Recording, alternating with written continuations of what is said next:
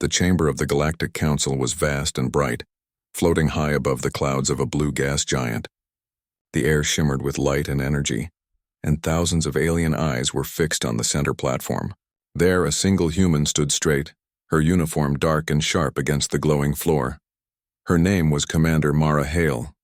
She was the pride of Earth, the soldier who had once ended a war that burned through half the galaxy. 900 years of peace had followed her treaty. But now that peace stood on the edge of ruin. Across from her in a tall glass chair sat Vexier Thane, the envoy of the Galactic Empire. His body was made of shimmering crystal, his voice smooth and cold. "Commander Hale," he said, "the Empire accuses humanity of breaking the treaty. Your ships were seen near our border worlds.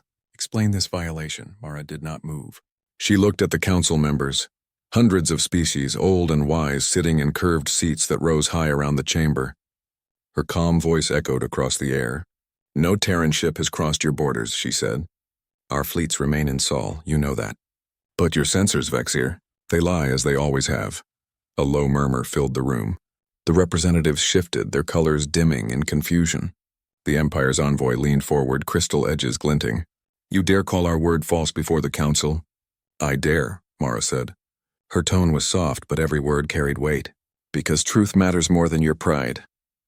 The Council's speaker, an ancient being of mist and light, raised a long hand. "Commander Hale, your world is young compared to the Empire's. Do you truly wish to challenge such an accusation?" Mara's gaze did not waver. "I don't wish to challenge it," she said. "I wish to end it." She lifted her wrist. A hologram appeared, an image of the Sol system. Dozens of satellites, orbital platforms, and defense grids surrounded Earth. Each glowed faintly blue. "This is the Terran defense net," she said. "Deactivated by treaty law for 900 years. But still intact. Still ready," the alien delegates whispered among themselves. The Empire's envoy glared. "A threat, Commander?" "A reminder," Mara said. "Humanity does not start wars, but we end them." The words hung heavy in the chamber. Even the oldest council members shifted uncomfortably. The silence that followed was deep, filled with fear and respect. Vexier Thane smiled thinly. "You speak of peace while showing weapons. Typical of humans." "And yet," Mara said quietly, "we have kept that peace longer than any other species ever managed." There was no pride in her tone, only truth. The council's light dimmed and the speaker's voice filled the air once more. "We shall deliberate. The human envoy will wait outside the chamber." Mara nodded once and turned away, walking down the long ramp toward the lower halls. The sound of her boots echoed in the hollow space. Behind her, whispers followed, some fearful, some angry. But she did not listen. Outside the chamber, she stepped into a long corridor of glass. The stars spread wide before her, countless and cold. Her aide, a young diplomat named Rian Voss, waited by the wall. He looked nervous, his hands trembling slightly. "Commander, do you think they believe us?" he asked. Mara looked out the window. A distant light moved across the stars, a fleet in motion. "No," she said. "They don't believe us. Because they never wanted peace. They only feared us," Rian frowned. "But the treaty," Mara interrupted, "is only paper. Fear keeps peace. When fear fades, war returns." He said nothing. The silence stretched as both of them watched the stars. Hours passed. The Council's deliberation was long. News spread across the galaxy that Earth stood trial once more. On hundreds of worlds, people talked about the Terran question. Was humanity too dangerous to exist freely? Could they be trusted with peace? Inside the chamber, Vexier Thane's influence grew. He spoke with the smooth skill of a practiced manipulator. "Humans have always believed themselves unique," he told the Council. "But they are violent by nature. Their history proves it. They conquered their own world in blood. Do you truly think they have changed?" Some representatives nodded. Others hesitated. The speaker finally turned to the empty platform where Mara had stood. "The humans are not here to defend themselves," he said slowly. "Let us not decide their fate without them." But Vexier smiled. "Their fate," he said, "may already be sealed." At that moment, far from the Council, along the Imperial border, ships began to move. Silent, dark, and fast. The Empire claimed they were patrols, but every captain in the galaxy knew what that meant. A show of force. Inside the human embassy, Mara received the report. Imperial fleets entering neutral space, said the technician. No weapons active yet. Ryan turned to her. Should we respond? Mara looked down at the holographic map. She saw the glowing red markers spreading along the border. Not yet, she said softly. Let them make the first mistake. The next hour was quiet, too quiet. Every screen showed the slow approach of Imperial ships. The Council called for restraint. The Empire claimed it was an exercise. Earth watched, silent and patient. Then the unexpected happened. A sudden flash of light in deep space. An explosion, small, distant, but visible on every scan. An Imperial ship destroyed. The Empire immediately blamed Earth. Broadcasts filled the networks within minutes. Vexir Thane demanded punishment. The Terrans have fired first, he said to the Council, his voice sharp and cold. They have broken the 900-year peace. But Mara was already on her way back into the chamber. The guards tried to stop her, but her voice carried command even they could not deny. She stepped onto the central platform again. Show the evidence, she said. Vexir turned, confident. We have recordings. The hologram appeared, an Imperial ship struck by a beam of light. The signature looked human. The crowd gasped, but Mara only watched calmly. Then she raised her hand. Enhance the image. The hologram zoomed in. Pixel by pixel, the signature changed shape. It was not Terran technology. It was older, pre-war. A weapon long banned by the Council itself. Mara looked around the chamber. That is not human design, she said. That weapon belongs to the Empire. Your own fleet destroyed its ship to frame us. Gasps filled the air. Vexir froze, his face twisting slightly. Lies, he hissed. Mara took a step forward. Truth, she said quietly. And the Council will see it if it dares to look.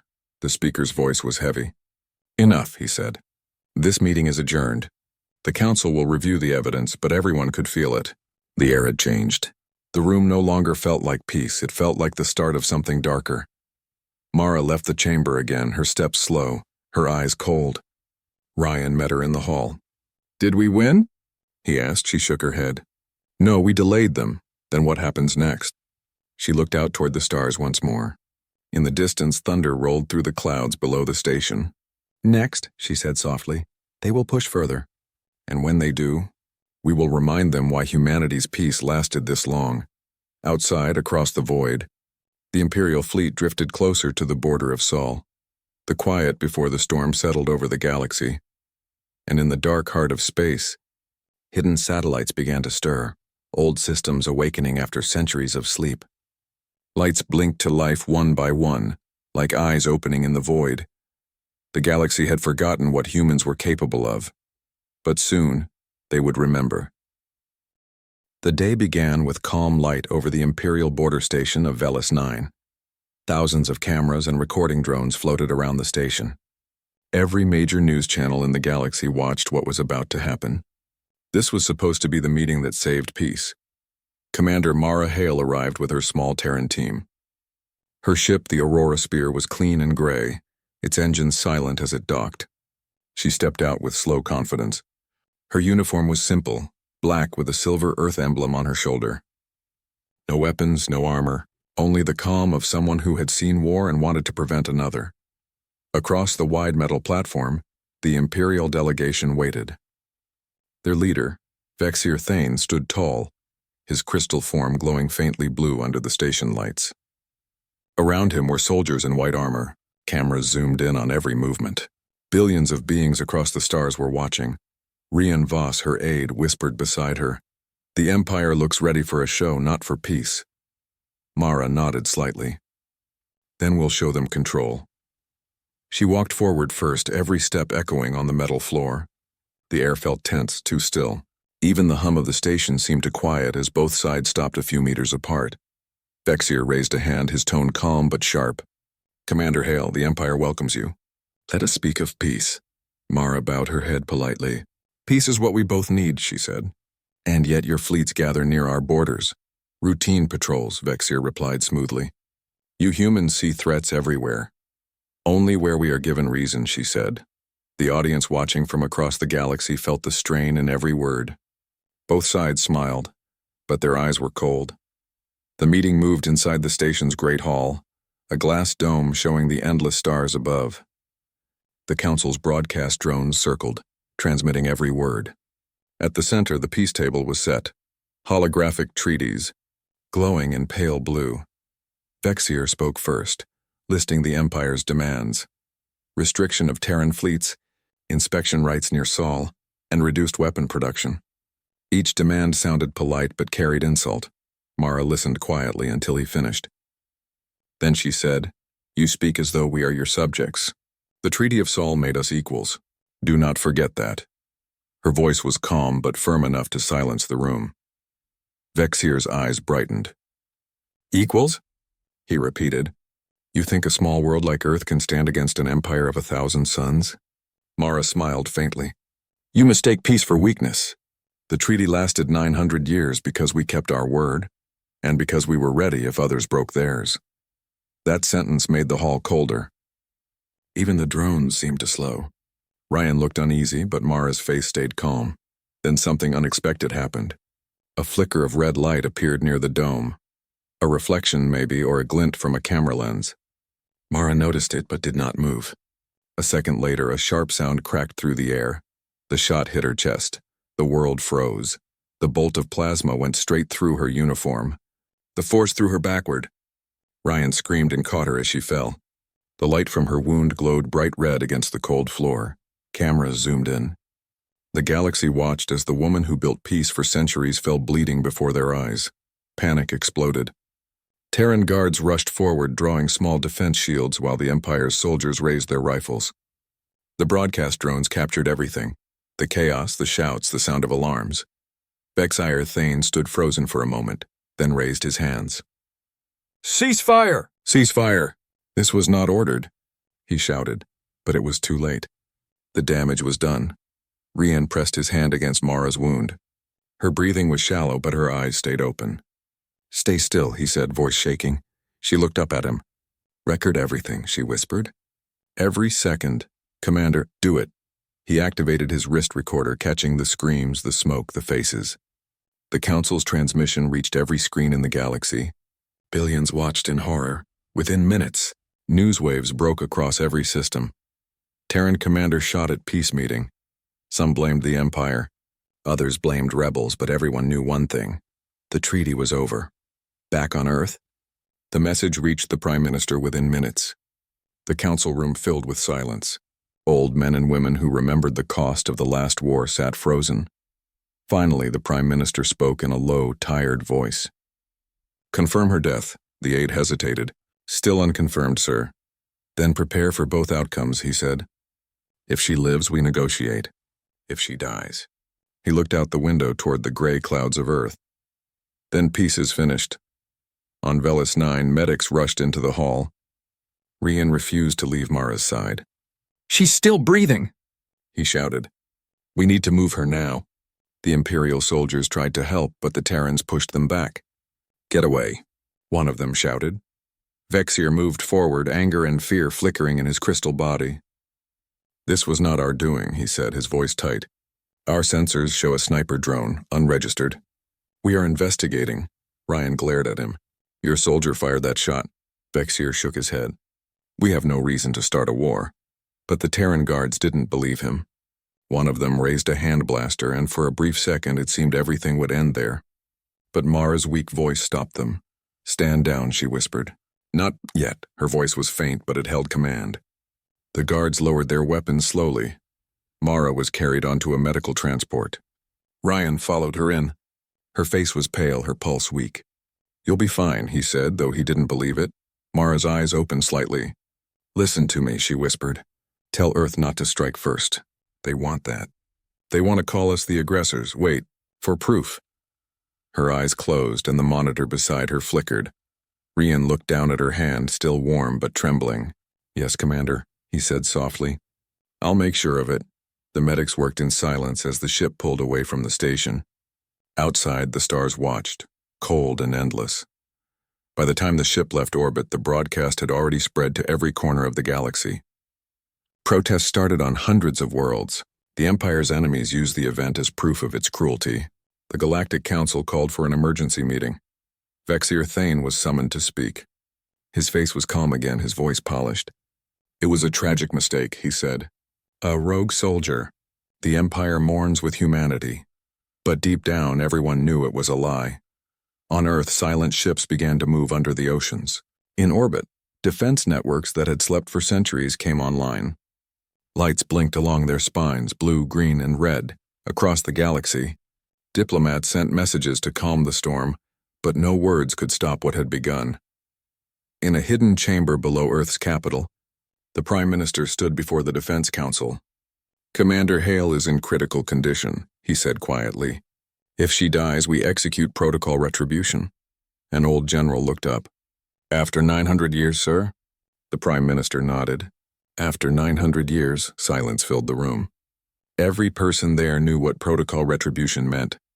It was a plan made long ago, one that humanity swore never to use unless peace was truly broken. In the cold darkness of space, the Terran satellites shifted their positions. Their silent codes passed from one to another. Systems long forgotten awoke. Ryan sat by Mara's side as the medical ship drifted through space. He held her hand and watched her breathe. Outside the window, the stars burned quietly as if holding their breath. "Rest now," he whispered. "But if you don't wake up, they'll make the galaxy remember who we are." In the far distance, beyond the border, the Imperial fleets moved into new formations. Their lights glowed red, their weapons armed quietly, ready for war. And across the stars, a billion beings whispered the same words in fear and awe. "The peace is over." The galaxy held its breath. Every world, every station, every outpost waited for Earth's answer. For days after the shooting, the human fleets did not move. No statements came from the Terran government. No threats, no broadcast, no sound. It was as if the entire planet had gone silent. At first, the Empire thought humanity was broken. Their spies reported that Commander Mara Hale was dying. The wound she suffered was deep, and even the best Terran medicine could barely keep her alive. Rumors said she was gone, that her body was frozen to preserve her memory, but no one could confirm it. Inside Earth's capital, the Prime Minister met with the Defense Council. The air was thick and tense. Generals, scientists, and diplomats filled the long black table. A large screen glowed behind them, showing the border of Sol. Imperial ships were gathering there, too close, too many. "They are testing us," said General Kellen, his voice low. "They think we are afraid." The Prime Minister stared at the glowing map. "Let them think it," he said. "Fear is a weapon, too." "But sir," another general said, "the people are angry. They want action. They are demanding revenge for Commander Hale."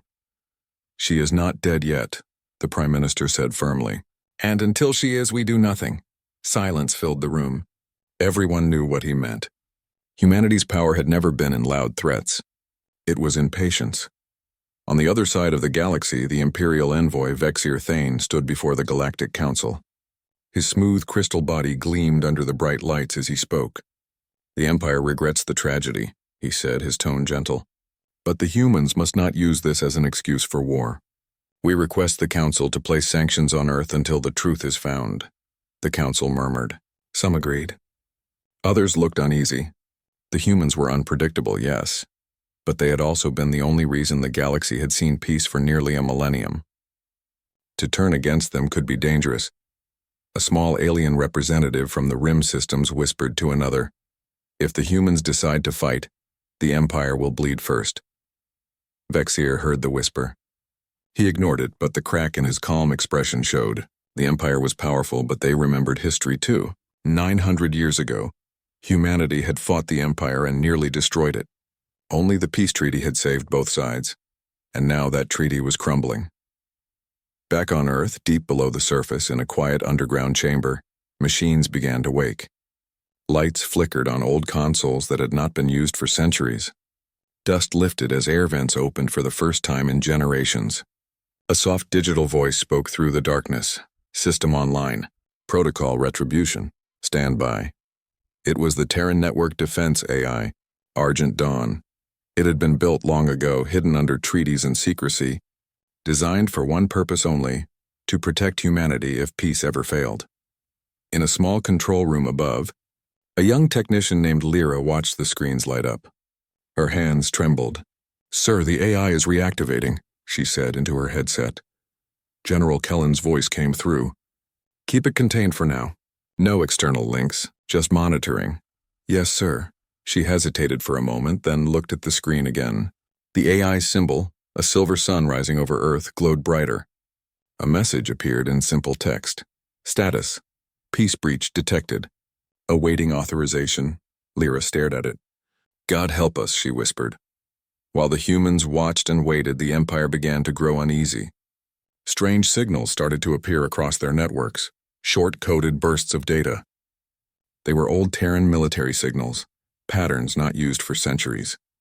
No one could decode them. Imperial intelligence called them ghost codes.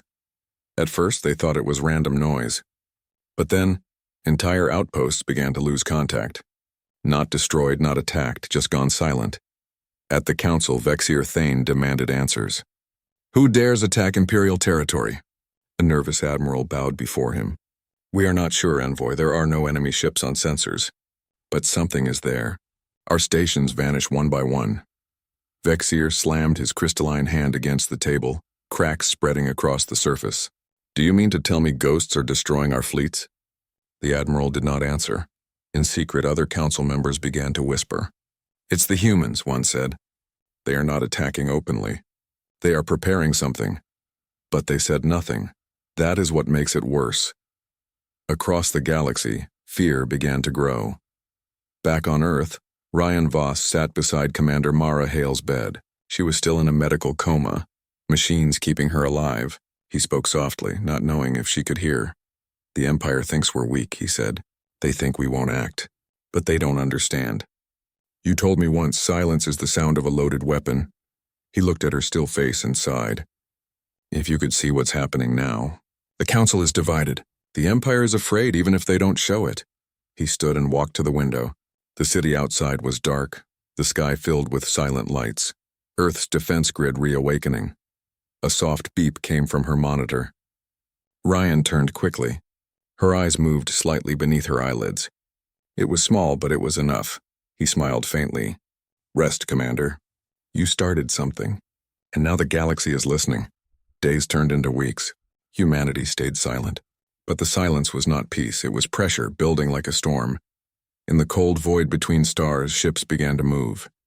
Not the public fleets, not the ones recorded in council databases. These ships had no markings, no transponders. They were black and silent, older than most civilizations in the galaxy, the Ghost Fleet. They moved through hidden routes, ancient wormholes forgotten by everyone except humans.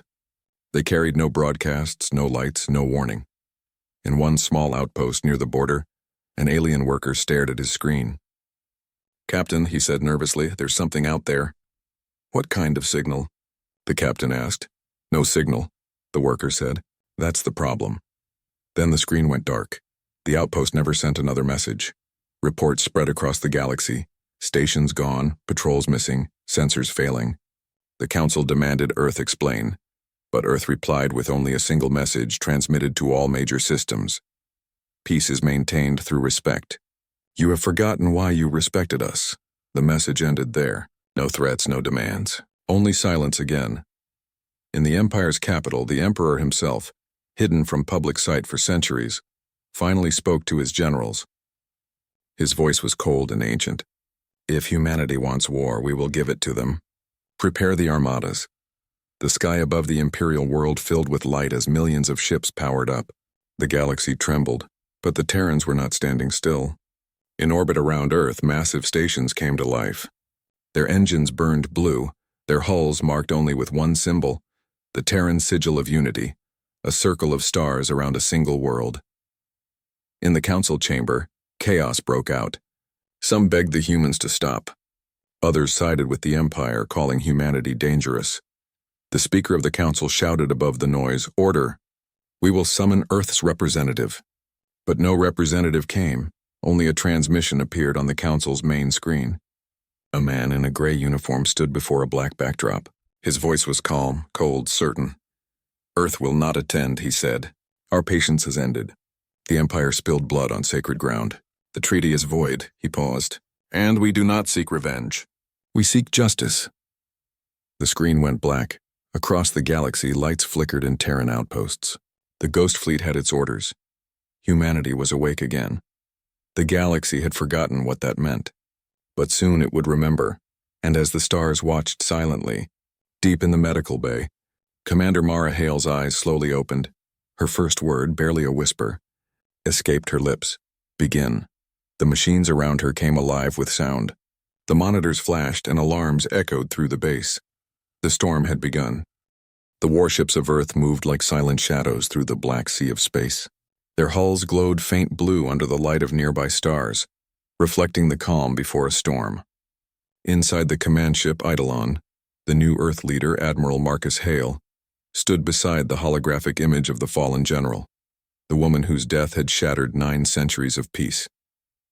Her name, General Ilara Voss, was now spoken like a vow among humans. Her death had changed everything. The Galactic Empire had claimed it was an accident, a misfire during a border patrol. But the humans knew better. The shot that killed Ilara had not only ended her life, it had awakened something fierce and ancient in humanity. The galaxy had forgotten what humans were like when provoked. Admiral Hale watched the stars drift past the glass wall of the bridge. "All fleets report readiness," said his second officer, Captain Nira Valen. "The Council refuses to speak. They're calling our mobilization an act of rebellion." Hale gave a quiet laugh. "Rebellion? They think peace means obedience." He turned toward the projection of the Galactic Council's seal, now flickering red on his screen, meaning a declaration of alert. "Send a message," he said. "We are not rebelling. We are answering." On the other side of the galaxy, inside the great crystalline dome of the Galactic Council chamber, chaos reigned. Representatives of dozens of species shouted over each other, their voices echoing in confusion and fear. The Terran fleets were on the move for the first time in 900 years. "Humans are unpredictable," said the Krellian ambassador, his long tendrils shaking. "We must stop them before they strike at the core worlds." "The Empire provoked them," shouted another delegate, a scaled being from the Neuron clans. "They warned us about crossing their border. We ignored them." At the center of the chamber, the Emperor's voice filled the hall. "The humans will stand down or they will be erased." But not everyone agreed. The Galactic Council was divided. Some feared humanity's strength, while others feared what the Empire's arrogance had unleashed. Far away, on a hidden moon orbiting a dying star, a small group of human scientists worked in silence. The lab was ancient, older than the current Empire itself. It was a relic from Earth's forgotten projects during the early age of spaceflight. They called it the Vault. Inside were weapons never used, technologies too dangerous to reveal when peace had ruled the stars.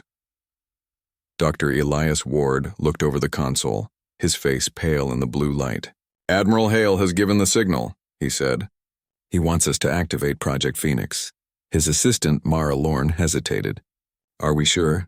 Phoenix was meant to be a last resort." Ward's eyes hardened. "Ilara's death is the last resort." The room trembled as power surged through ancient machines. For 9 centuries, Earth had hidden its true capabilities, letting the galaxy believe it had become a peaceful, restrained species. But that was never entirely true. Beneath their calm diplomacy, the Terrans had prepared for the day when the galaxy would betray them again. The first sign of Phoenix's awakening came when the stars around Earth began to dim.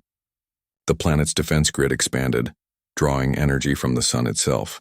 Vast rings of satellites turned into shields of plasma and magnetized force. Earth was transforming, not just into a fortress, but into a weapon. Back on the Eidolon, Admiral Hale received the update. "Phoenix is active," said Captain Valen. "Energy readings are beyond anything we've seen before." Hale nodded slowly. "Then the Empire is about to remember who we are." He looked at the holographic image of Ilara one last time before turning to his officers. "She gave us peace for 900 years. Now we give her justice." Moments later, thousands of Terran ships accelerated toward the Empire's borders. The stars blurred as warp drives engaged, leaving behind long streaks of blue light. The void was silent, but every captain on those ships felt the same fire burning in their chest.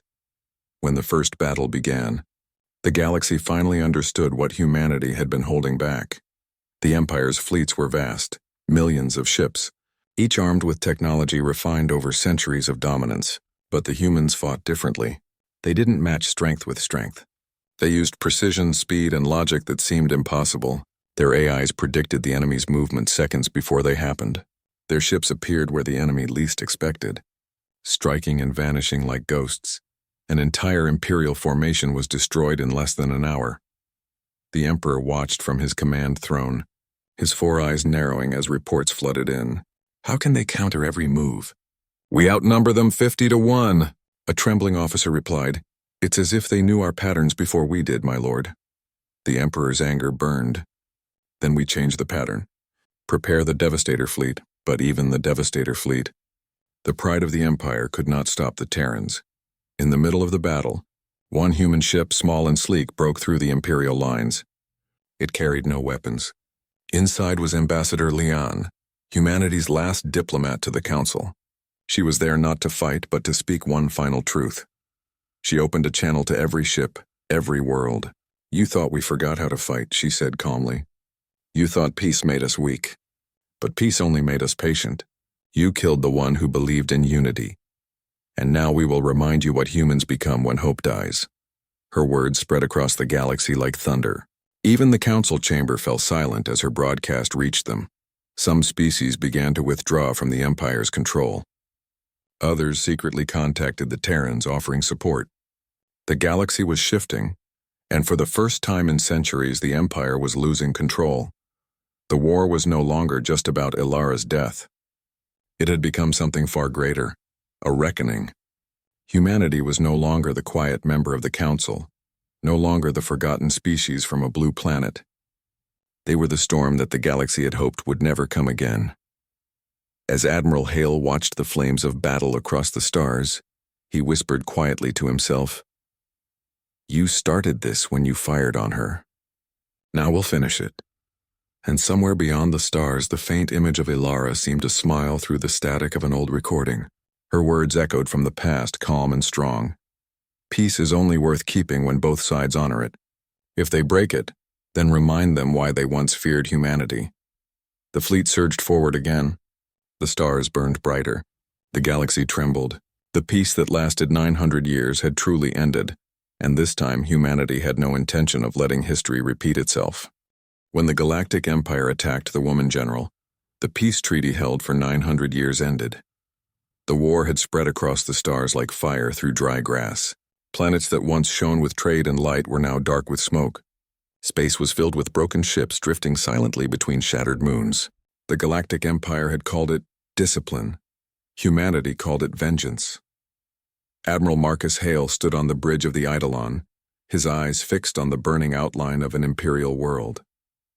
He had not wanted this war, but after the Empire attacked the Woman General, Ilara Voss, there was no turning back. Her death had torn open the mask of peace that had covered centuries of quiet fear. For 900 years, humans had built alliances, shared knowledge, and stayed humble before the great Galactic Council. But humility had ended the day Ilara fell. Reports streamed across the ship's systems. "Imperial Fleet Gamma destroyed," said Captain Nira Valen. "Resistance movements are rising on 5 core worlds. The Empire's communication net is collapsing." Hale nodded slowly. "Then it begins. The end of the old order." Yet even as Earth's fleets advanced, the Admiral felt a growing unease. The Empire was old, proud, and cruel, but it was not foolish. There was still one weapon they had not used. One so terrible that the Council itself had banned it long ago. On the Imperial homeworld, beneath a storm of static energy, the Emperor sat within a sphere of shimmering light. His throne was surrounded by ancient machines, each pulsing with dark energy. He turned to his chief scientist, a thin, insect-like being named Rethan. "Activate the Obsidian Protocol," the Emperor ordered. Rethan's wings trembled. "My lord, the protocol will destroy entire systems. Even our allies." The Emperor's eyes blazed. "Then they will die as martyrs to the Empire's power." Far across space, sensors on human ships began to scream with warnings. Tremors rippled through subspace.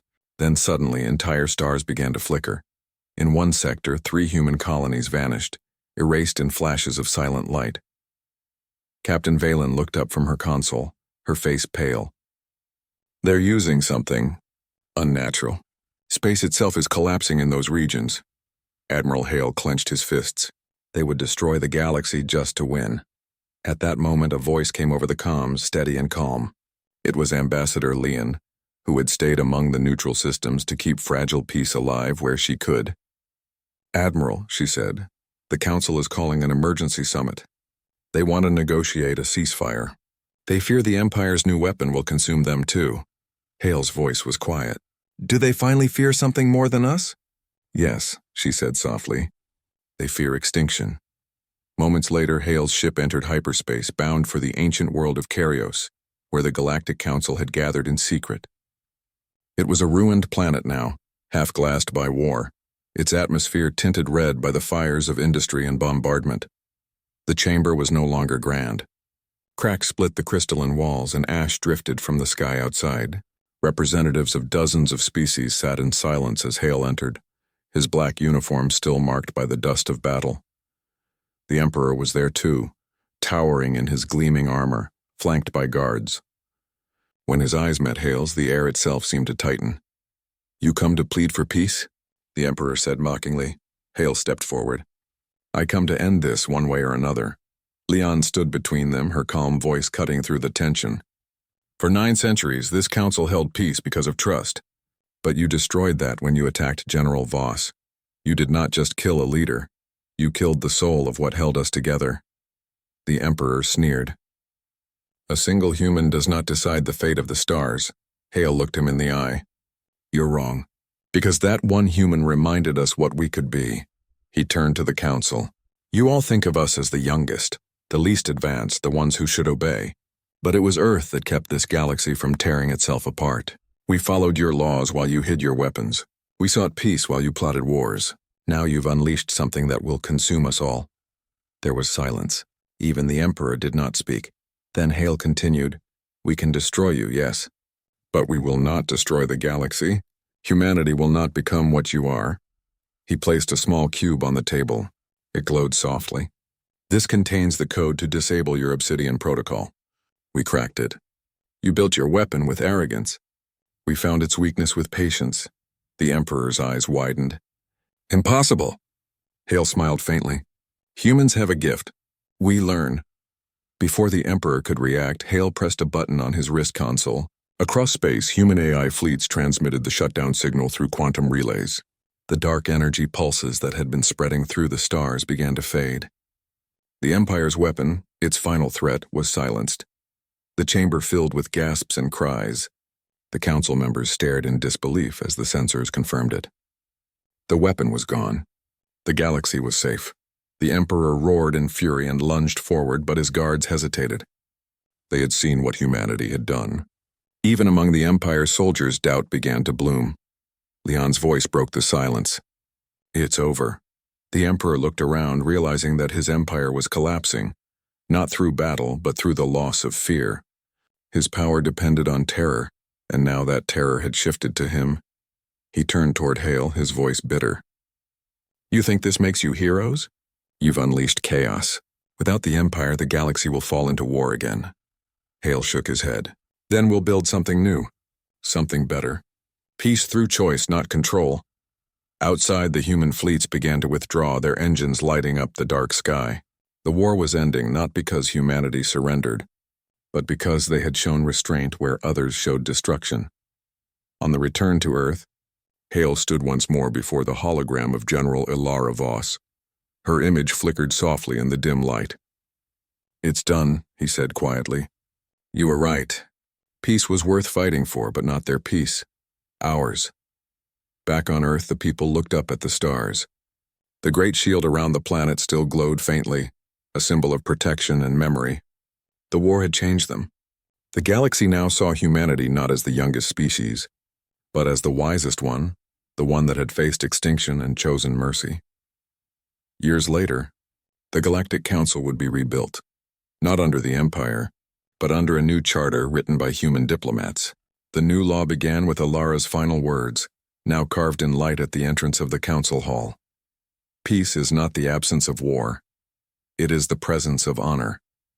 And so the galaxy moved forward. The Empire's ruins became reminders of arrogance. The human colonies rebuilt.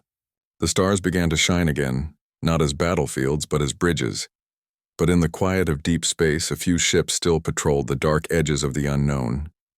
Humanity had learned one final truth. Peace must be guarded, not assumed. Admiral Hale stood aboard the Eidolon, now orbiting Earth once more. He watched the planet turn slowly below him, a blue and white jewel in the dark. He spoke softly, almost to himself. When they attacked the woman general, they thought they broke us, he said. But all they did was remind us who we are. The stars stretched endlessly before him. The galaxy had changed forever, and humanity, patient, fierce, and unbroken, was watching.